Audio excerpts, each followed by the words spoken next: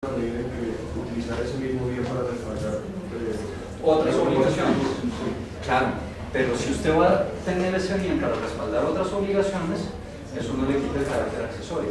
Lo que pasa es que va a acceder ya no a la primera, sino va a acceder a otras. Pero eso va a seguir siendo accesorio, no va a ser principal. ¿Listo? Ahora, el registro no es la única manera de hacer oponible, según la ley, siguiendo la dinámica de la ley, las garantías mobiliarias. Hay tres mecanismos de hacer oponibles las garantías mobiliarias. Uno, como siempre ha sucedido con la prenda, la tenencia. Dos, el registro. Tres, el control. La tenencia. La garantía todavía existe, pero los comisionados, la ley dice es oponible a partir del momento en que el acreedor detenta el bien dado en garantía. El registro. El acreedor va a tener la garantía a partir del momento en que inscriba su derecho en el registro de garantías mobiliarias. Y tercero, el control. El banco va a tener una garantía sobre las cuentas bancarias, sobre los dineros que estén depositados en las cuentas bancarias, desde el momento en que existe una autorización por parte del cuentaviente. Yo tengo una cuenta de ahorro, tengo una plata ahí metida en la cuenta de ahorros y le digo al banco, oiga banco, yo le voy a dar el control sobre mi cuenta, de manera que si yo le incumplo, usted va a poder sacar esa plata de mi cuenta como si fuera yo. Va a tener el control sobre la operación. ¿Hasta ahí van bien? Entonces, celebramos un contrato de garantía mobiliaria y para hacerlo oponible, para que exista, en mi sentido, tenemos que darle el bien, inscribir la garantía o darle el control al acreedor. ¿Esto qué nos permite? Esto nos permite que haya más de un acreedor garantizado sobre los mismos bienes.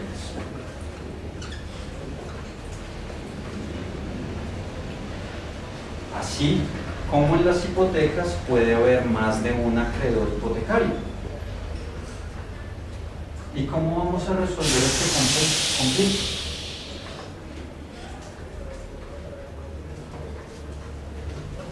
A través de unas reglas de prelación.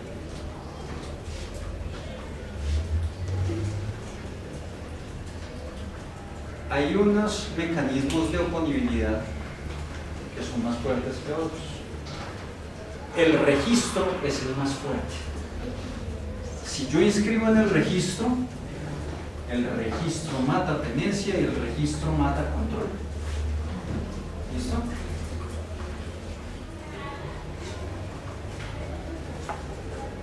Eso es fácil. Siempre nosotros tenemos relaciones en la vida. Cola mata tinto, billetera mata galán. Registro mata tenencia, registro mata control. ¿No? ¿Y qué pasa si todos los acreedores inscribieron el registro? ¿Quién va a prevalecer? Primero en el tiempo, primero en el derecho. El que primero se haya inscrito.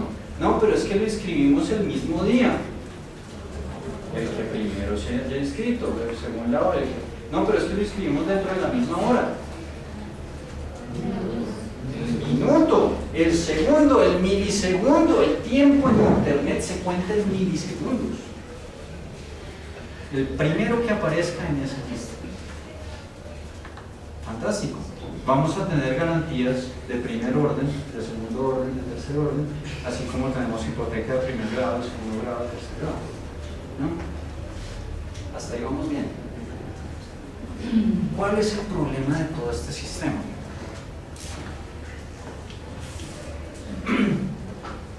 Que la garantía mobiliaria no solo existe a través de contrato, sino que se les ocurrió decir que también había garantías que surgían por ministerio de la ley. ¿Y qué quiere decir que surgen por ministerio de la ley? Que no requieren contrato, que no requieren declaración, que no requieren sentencia. ¿Cuáles son esas? Fácil. Dijeron, los gravámenes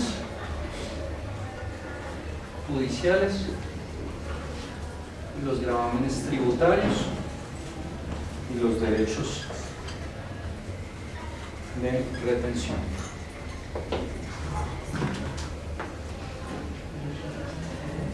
Señor, yo le di en depósito una cosa,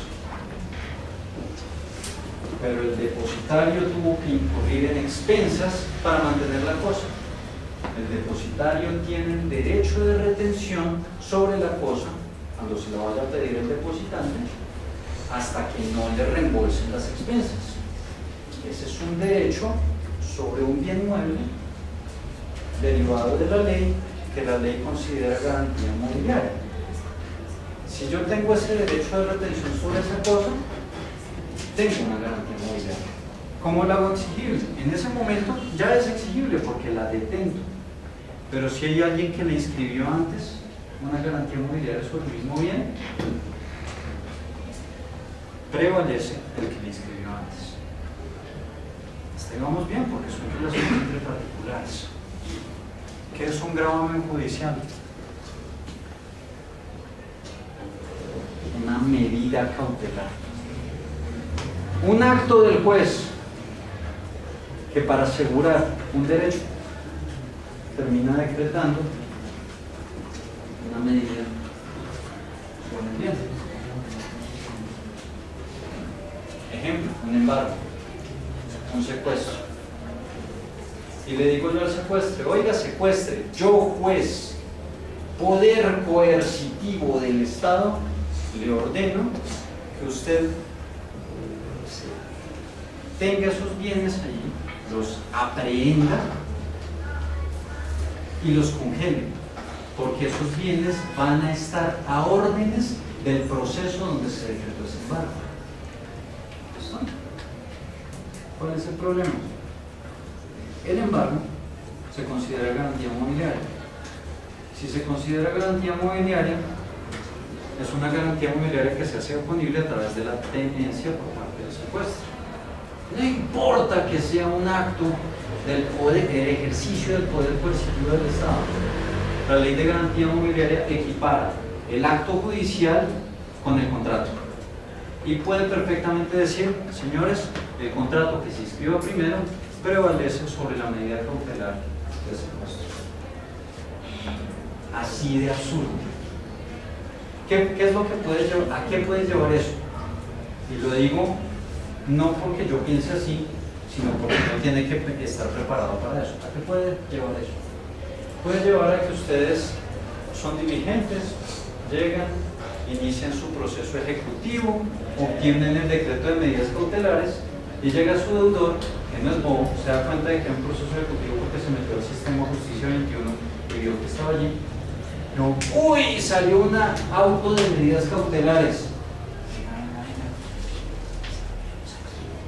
Un contrato chimbo de garantía, un contrato simulado de garantía mobiliaria. Yo estoy en registro esa garantía mobiliaria. Antes de que se hagan el secuestro. ¿En qué quedó el secuestro?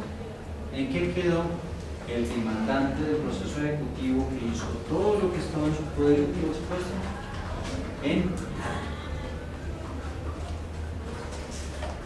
Tocaría entonces, en ese momento, me tocaría a mí, o le tocaría al acreedor que demandó el ejecutivo, demostrar en un declarativo que ese contrato fue simulado y hacer prevalecer el acto oculto sobre el acto ostensivo a través de un ejercicio sencillísimo que se llama prueba de la simulación. Un cúmulo de indicios plurales y convergentes que tienden a demostrar con un grado aceptable de certeza que ese contrato no correspondía a la realidad.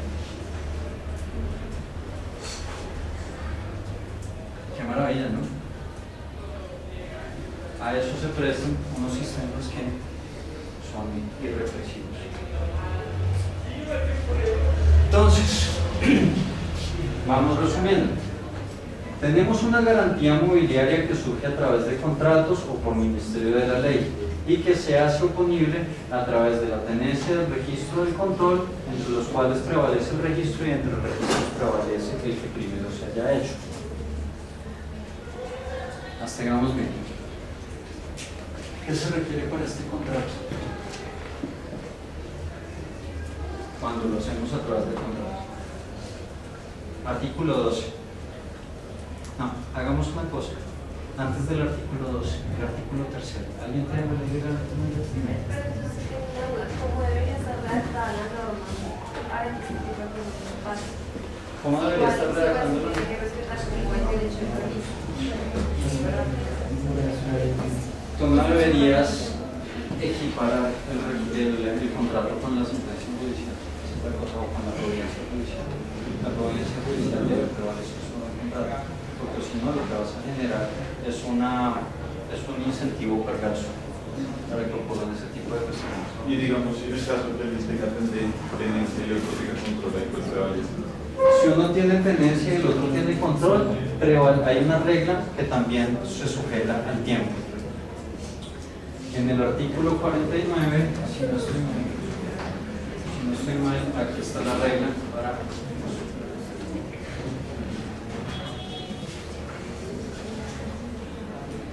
no. Pero si yo tengo, digamos, tiene... Fecha de celebración del contrato de garantía. Ahora, ¿cuándo se celebra el contrato de garantía? ¿Es un contrato consensual o es un contrato real o es un contrato solemne? Y ahí es donde vamos. Yo tengo control, digamos, yo encargué de El que primero haya celebrado el contrato de garantía. El problema es que no sabemos si el contrato de garantía es consensual, si es real o si es solemne. ¿Cuáles son los contratos consensuales? Los que solamente obligan a través del consentimiento. ¿Cuáles son los contratos solemnes?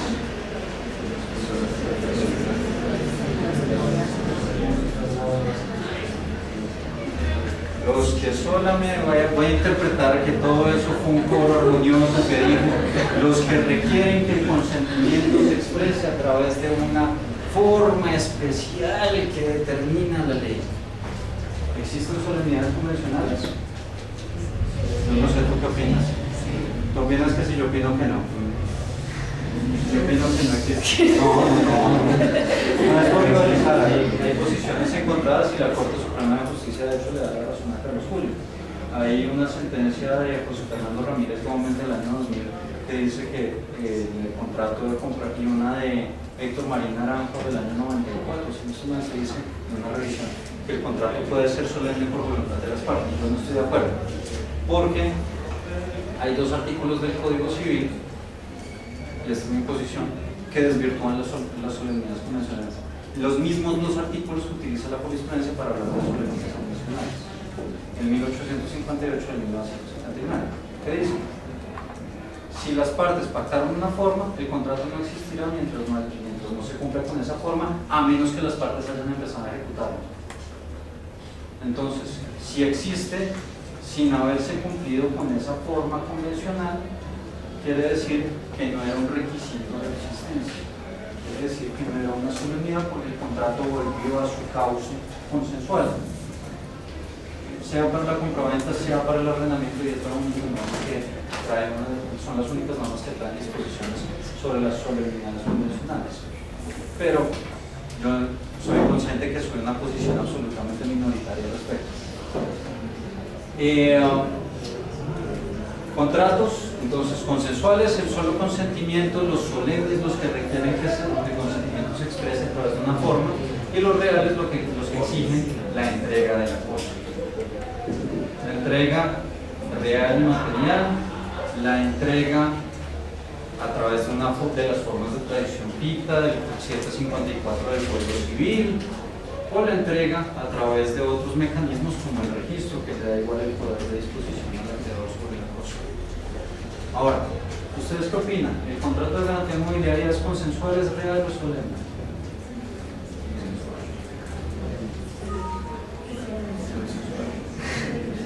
Tenemos otro sancocho trifásico, ¿no? La carne de cerdo, la carne de res, la carne de pollo, todo en una hoja. ¿Y qué dice la ley de garantías mobiliarias? La ley de garantías mobiliarias dice, artículo 3º, sin importar su forma o nomenclatura, se considerarán garantías mobiliarias y se le aplicará a esta ley todo aquello que tenga función de garantía y verse sobre bienes muebles. Toda operación económica que tenga, es que ni siquiera lo define como un contrato. Toda operación económica que tenga función de garantía y que verse sobre bienes muebles. ¿Consensual, real o solemne? Independientemente de su forma. Aparentemente uno diría, no, esto es consensual, ¿verdad? Artículo 12. Creo que es, no, 14. 12 o 14. El contenido del contrato de garantía inmobiliaria. El primer inciso. ¿De cuál es el 12 o el 14? 14. 14. El contrato de garantía debe otorgarse por escrito y debe contener 4 meses. Debe otorgarse por escrito. Uy, de pronto no es tan consensual. Es como solemne, ¿no? Debe otorgarse por escrito. Pero si la garantía solamente se hace ponible a través del registro, la tendencia y el control, y si solamente puedo concebir una garantía que sea oponible, así la ley diga que es otra cosa completamente distinta y hecha unos globos absurdos, entonces uno podría pensar que es un contrato real, como es y siempre ha sido la prenda y la hipoteca.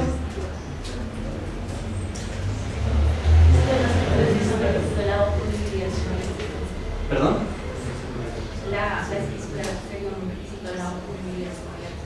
Y no de la existencia, pero si tú dices que es, como dice la ley, que es un requisito de la oponibilidad y no de la existencia, llevas a ese contrasentido que es la garantía y no. Ahí está la cuestión. Entonces, ¿es un contrato consensual, es un contrato real, es un contrato solemne? Mi postura, y les advierto que es la postura minoritaria, así como con los unidades convencionales, mi postura, y les advierto, es contraria a la literalidad de la ley, pero es reflejo de su espíritu. Y mi postura es que es un contrato real, al mismo tiempo real y solemne, porque requiere de constar por escrito, pero también requiere de la tenencia del registro del control. Porque sin tenencia, sin registro y sin control, no tenemos garantía. Y para mí es un contrasentido hablar de garantías sin oponientes. Pero ese soy yo. Si ustedes le preguntan a los redactores y a los encargados de aplicarlo, que pues cada vez que la leen van a encontrar alguna cuestión distinta en la ley, como me ha pasado a mí en los últimos 5 años.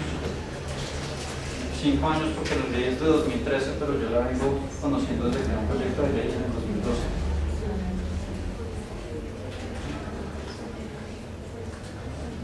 Usualmente van a hablarles de garantías inoponibles, entonces estén preparados a eso. Pero cumplo con mi parte diciéndoles, no existen las garantías inoponibles. Eso es un contrasentido con el concepto mismo de garantía con el que empezamos esta sesión. Una garantía es una obligación que se contrae para seguridad de otra obligación propia o ajena. ¿Desde cuándo existe la obligación de asegurar? Desde el momento en que yo puedo hacerla oponible. Por lo tanto, solamente en ese momento. Entonces, ¿qué tenemos? Un contrato de garantía que debe tener unos requisitos ahí de contenido que son los que están en el 14, que no necesariamente, pues no los vamos a ver. Yo de las cosas que admiro de los profesores de contratos es que se ponen a analizar elemento por elemento cada uno de los tipos contractuales. Y yo creo que yo no podría ser tan metódico para eso. A veces me gusta picar de un lado y del otro porque es mejor, pero con una cátedra de contratos a veces eso no se puede tanto. Ahí están en el artículo 14. Vean, Pero más allá de eso, ustedes van a tener esta estructura. ¿Qué es la otra cuestión? Con eso vamos a explicarles todos los demás abusos para los que se prestan las garantías mobiliarias. ¿Cómo le hicimos frente a esto? Que si decimos, tenemos un sistema, así hubieran hecho bien un sistema único de garantías mobiliarias, un registro decente y pues digamos una buena regulación, si tenemos un pacto comisorio, la prohibición del pacto comisorio, pues en últimas quedamos en las mismas porque nos toca ir siempre al proceso ejecutivo plenario.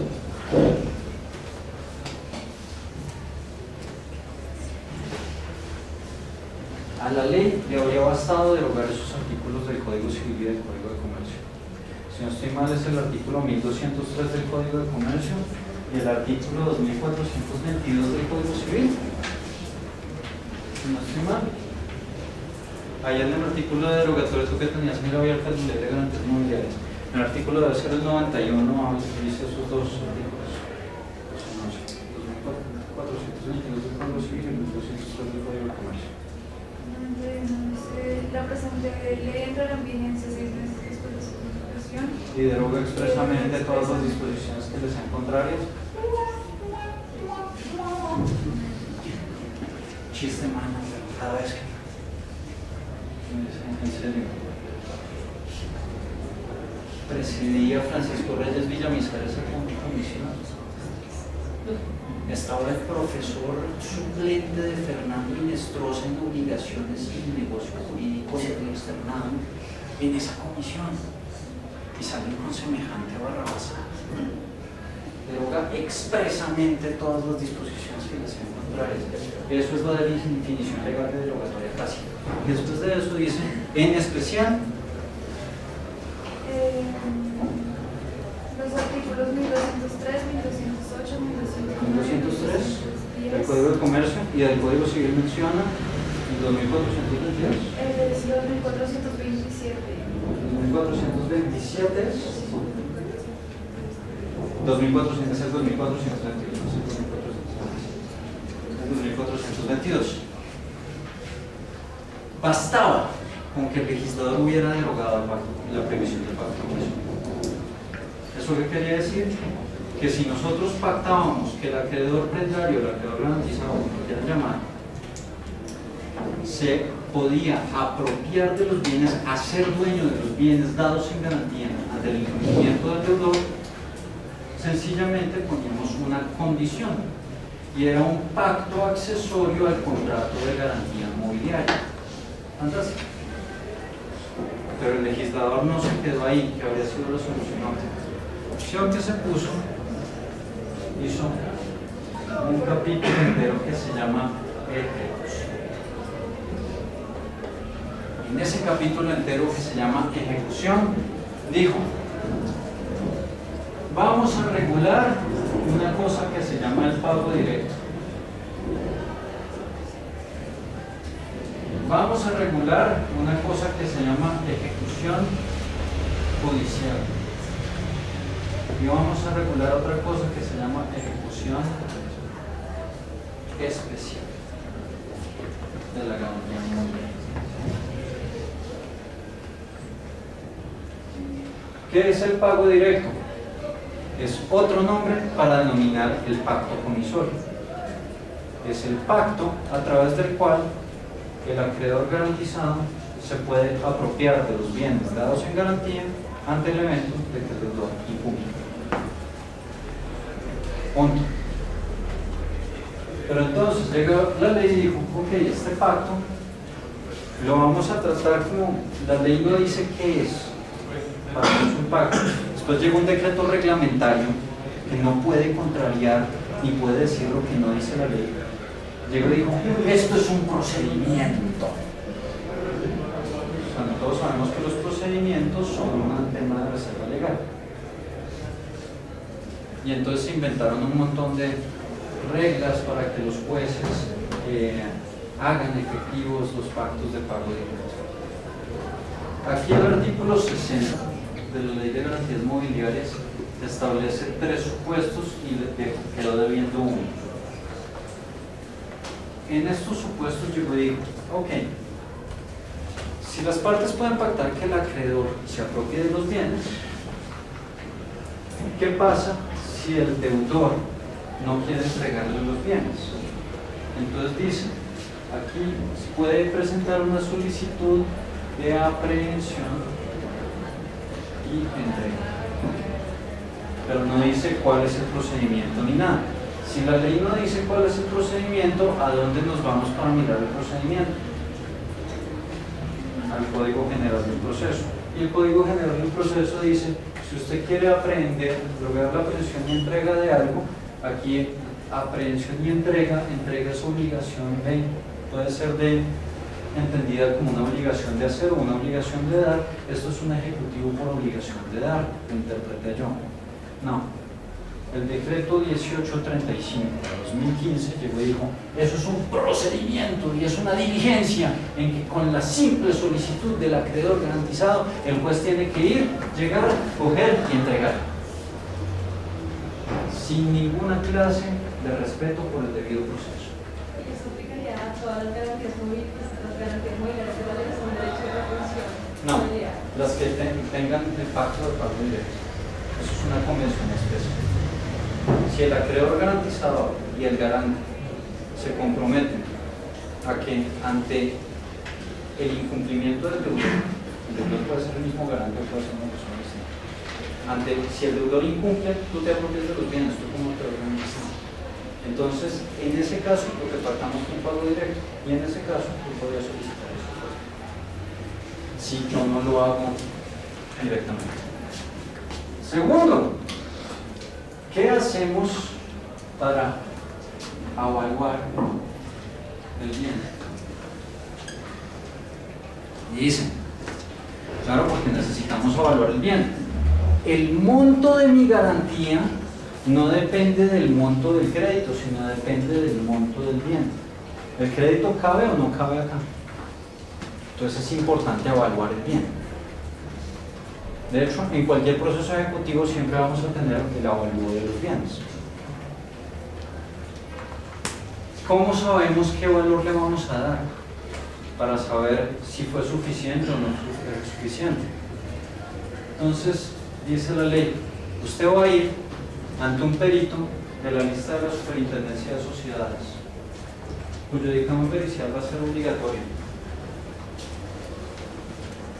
Fantástico, la Superintendencia de Sociedades es la machera, yo trabajo allá. Sí. ¿Dónde está la Superintendencia de Sociedades? No, está en Bogotá, está en Medellín, está en Cali, en Cartagena, en Manizales, en Bucaramanga. La machera, en Barranquilla. ¿Y dónde se supone que es la finalidad de extender el crédito? No en Bogotá, en Cali, sino en Cali. ¿Se acuerdan del ejemplo de las vacas? En los 4.800 y pico de municipios que hay en Colombia, ¿hay superintendencia de sociedades? No. Entonces, esa norma está poniendo una barrera de acceso a la justicia. ¿Cuál es el procedimiento? Entonces, el decreto 1835 nuevamente se inventó un procedimiento, ese decreto es ilegal. Si uno quiere seguirlo bien, pues existe un proceso que es un verbal sumario de designación de peritos que está en el 2035 del Código de Comercio. Pero, nuevamente, esta es mi posición.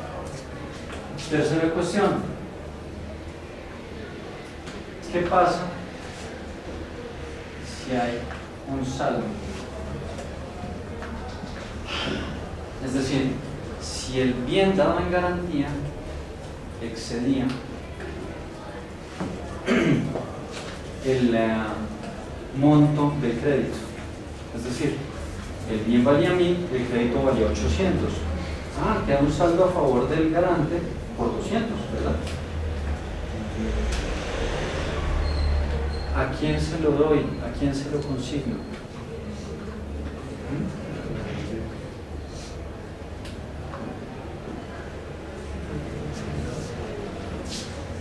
Y cuarto problema, ¿cómo hago para liquidar el crédito? Esto no está regulado en el artículo 60. Entonces se supone que estos son los supuestos que quería regular este artículo 60, les quedó incompleto y les quedó mal regulado. Pero tengan en cuenta esto es un pacto accesorio, así como el pacto de retroventas a la compraventa, o el pacto de reserva de dominio, el pacto de aras y cosas así por el estilo. Un contrato de garantías mobiliarias con pacto de pago directo, para que en el evento de incumplimiento por parte del deudor, el acreedor haga efectivo la garantía sin necesidad de acudir al juez. Innecesaria la norma, basada con la derogatoria de la provincia. Y después llegaron y se inventaron esta aberración. Eso quiere decir que nunca se va a garantizar, solo va a dar una garantía mobiliaria primera vez. No, claro que hay garantías mobiliarias inferiores al crédito. Lo que pasa es que si tú constituyes una garantía inferior al crédito, tu crédito será garantizado hasta el monto del bien y será quirografario por resto. Claro, porque tú llegas y dices, ok, tengo un crédito de 1000, tengo preferencia sobre esto, me valió 700, ok, sigo con 300 de saldo. Y con estos 300 yo entro a competir con todos estos números. ¿Listo? Esta es la persona. Aquí, ¿qué hicieron? Crearon unos procedimientos, porque uno es ante el juez y el otro es ante un notario o ante una cámara de comercio. Y en caso de que haya controversia, pues se van incidentalmente a donde el juez. Se dice, si el garante no quiere cumplir, el acreedor garantizado puede iniciar un proceso de ejecución judicial. Presenta una demanda o una solicitud, le admiten la demanda, notifican al deudor, además tiene unos mecanismos de notificación que no son los que se puede comunicar en el proceso.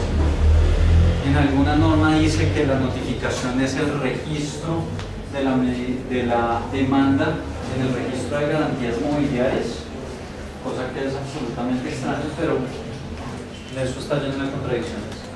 Y dice, el garante solo puede proponer las siguientes oposiciones o defensas. Tranquila, esto se compone. Más de 5 minutos me voy. Entonces, solamente puede proponer las siguientes excepciones y defensas. Es decir, si yo demando, solamente se pueden defender con estas 4 acciones, con estas 4 excepciones o defensas. Extinción de la garantía mobiliaria, extinción de la obligación garantizada, falsedad en la firma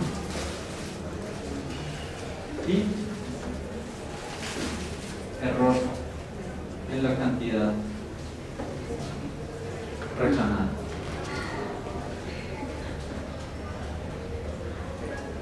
Buenas esas excepciones o defensas, ¿no? Los redactores decían, allí está todo.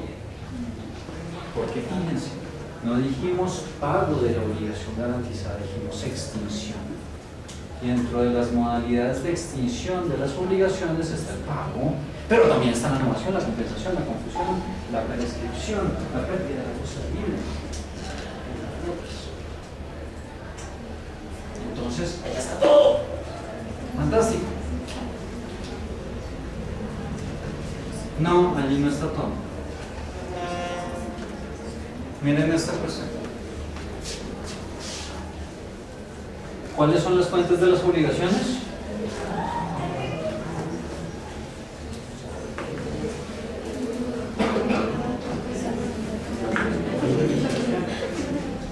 Si nosotros tenemos una obligación y estamos diciendo que la obligación se extingue, ¿verdad? Antes de que se extinga la obligación tiene que nacer. ¿Y de dónde nace una obligación? De una fuente. ¿Verdad? ¿Cuáles son esas fuentes de las obligaciones? ¿Qué es lo primero que se les ocurre? El contrato. La ley es la última, aunque pues Panión y Ripperton decían que la ley era la única, porque el contrato venía de la ley y la responsabilidad extracontractual también venía de la ley, pero esa era la opinión de Panión y Ripperton. El contrato, por ejemplo. Para que el contrato produzca obligaciones, el contrato tiene que nacer también. Entonces tiene que pasar por lo que llamarían nuestros intercontratos. ¿Y eso qué quiere decir? Tiene que existir, tiene que ser válido, tiene que ser oponible. Y por acá un término medio es el tema de que sea eficaz en el sentido de la ineficacia del pleno derecho. ¿Listo? Si yo digo extinción de la obligación garantizada, estoy dejando de lado todas las excepciones y defensas relacionadas con la inexistencia del contrato del cual nació la obligación garantizada, con la ineficacia del pleno derecho del contrato del cual nació la obligación garantizada, con la nulidad absoluta o con la nulidad relativa del contrato del cual se derivó la obligación garantizada, con la inoponibilidad del contrato del cual se derivó la obligación garantizada. La oponibilidad es importante, sobre todo si el garante y el deudor son personas distintas, y así sucesivamente. Y en este tema de la ineficacia, fíjense en un tema: los contratos con el consumidor consideran que todo abuso del derecho, toda cláusula abusiva es una cláusula ineficaz del pleno derecho. Entonces, el abuso del derecho también es una cuestión que no puedo reclamar porque no cabe dentro del concepto de extinción de la obligación garantizada. ¿Listo? Pero al mismo tiempo me está diciendo excepciones y defensas. Y las excepciones y defensas son excepciones de mérito o excepciones previas. O sea, tampoco podría pedir la falta de competencia, el pacto arbitral, la falta de integración del litisconsorcio necesario o cualquier otra excepción previa. En últimas, ¿qué estoy haciendo? Estoy dejando desamparado al demandado. Pero dicen, no, señor demandado, no lo estamos dejando desamparado, porque hay un par de normas. El parágrafo del 61 y el artículo 66. ¿Y qué nos dicen esas normas? Señor deudor, usted sí puede proponer esas excepciones o defensas que no quepan dentro de esto, pero las puede proponer dentro de un proceso declarativo. Ok, me voy a otro proceso, listo. El declarativo, pero no lo puede iniciar en cualquier momento. El declarativo tiene que ser posterior a la adjudicación de la garantía mobiliaria que se haga en estos procesos. O sea, me toca esperarme hasta que terminen, que dispongan de mis cositas y después sí puedo llegar y reclamar. Bueno, listo, ok, me espero el tiempo. No, pero espérese, no se me emocione. Usted en ese proceso declarativo posterior nunca, jamás de los jamases podrá revertir las consecuencias de esa ejecución. No, ¿cómo así? O sea, yo tengo mi marca, por ejemplo. A través de esa marca yo he logrado darle una identidad a mis productos y servicios. Tiene distintividad esa marca. La he trabajado por años, por décadas. La de garantía mobiliaria. Y esa, vean, ¿qué pasa con la simulación?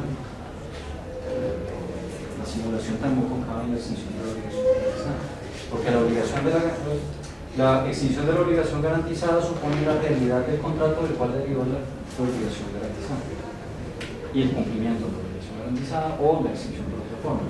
Aquí, en este caso, lo que estamos diciendo es que es una obligación. Simularon un contrato en el que yo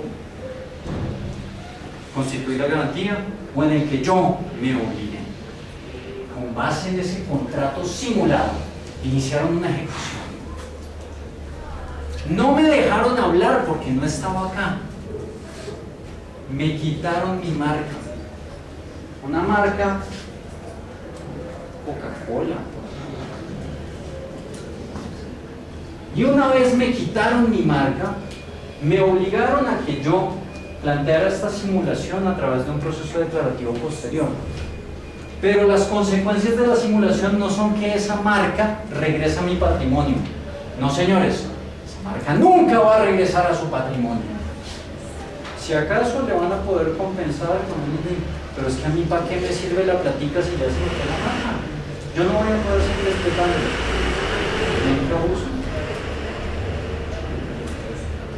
Eso es, en términos muy generales, un panorama muy amplio de lo que es la Ley de Garantías Mobiliarias y algunos poquitos de los problemas que genera la Ley de Garantías Mobiliarias. Si tienen dudas, si tienen preguntas, si tienen inquietudes, yo también. Sigan con esas dudas, sigan con esas inquietudes, cuestionen lo que está aquí y lo que está en términos generales en todo el ordenamiento jurídico y pues cualquier cosa, pues ustedes también van a poder tener mis datos en caso de que yo los pueda ayudar en alguna de esas inquietudes para resolverla o para hacérselas más grandes. Entonces, eso es. Me tengo que ir, entonces muchas gracias por este espacio y gracias por...